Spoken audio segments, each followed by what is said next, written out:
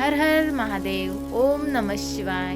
मित्रांनो, माझ्या यूट्यूब चॅनलवरती तुमचं मनापासून स्वागत आहे. श्रावण महिन्यातील दुसरा सोमवार आणि शिवामूठ आहे तीळ. तर शिवलिंगावर अर्पण केली जाणारी ही एक छोटीशी मूठ तुमच्या आयुष्यातील अनेक संकटे दूर करण्यासाठी प्रार्थनेचे प्रतीक म्हणून मानले जाते.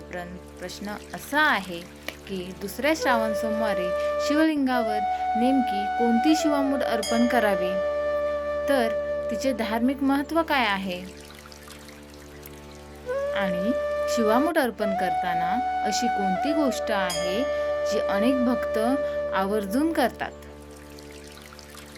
जर तुम्हालाही भगवान शिवाची कृपा आणि आशीर्वाद मिळावा असे वाटत असेल तर हा व्हिडिओ शेवटपर्यंत नक्कीच पहा, कारण आज आपण जाणून घेणार आहोत दुसऱ्या श्रावण सोमवारची शिवामूठ, तिचे महत्त्व आणि ती अर्पण करण्याची सोपी पद्धत.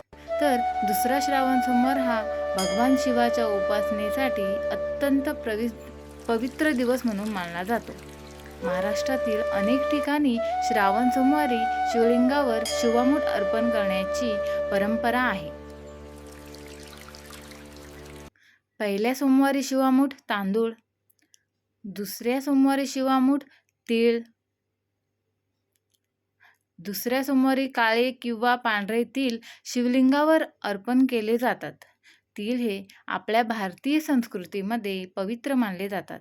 धार्मिक विधींमध्ये तिळांचा उपयोग शुद्धीकरण आणि सात्विकतेचे प्रतीक म्हणूनच केला जातो.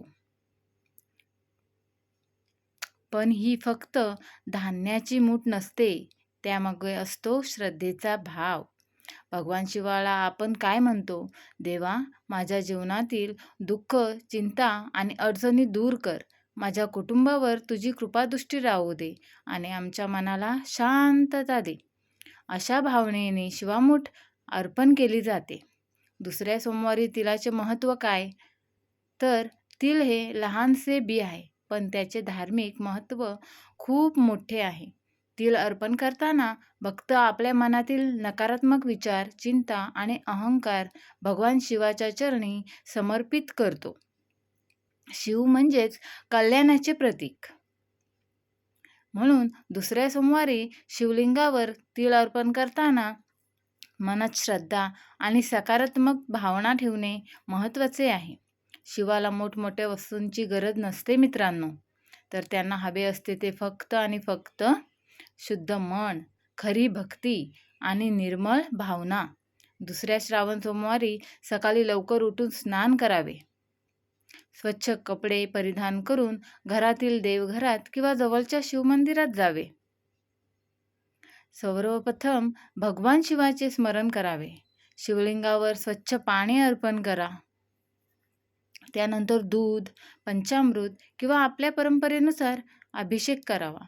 शिवलिंगावर बेलपत्र, फुले अर्पण करावीत. यानंतर हातात थोडे तीळ घेऊन मनोभावे म्हणावे, ओम नमः शिवाय, आणि तीळ भगवान शिवांच्या पिंडीवर अर्पण करावे. शिवामूठ अर्पण करत असताना मनात एक, हे महादेव, माझ्या आणि माझ्या कुटुंबाच्या जीवनात सुख, शांती, आरोग्य आणि समाधान राहू दे.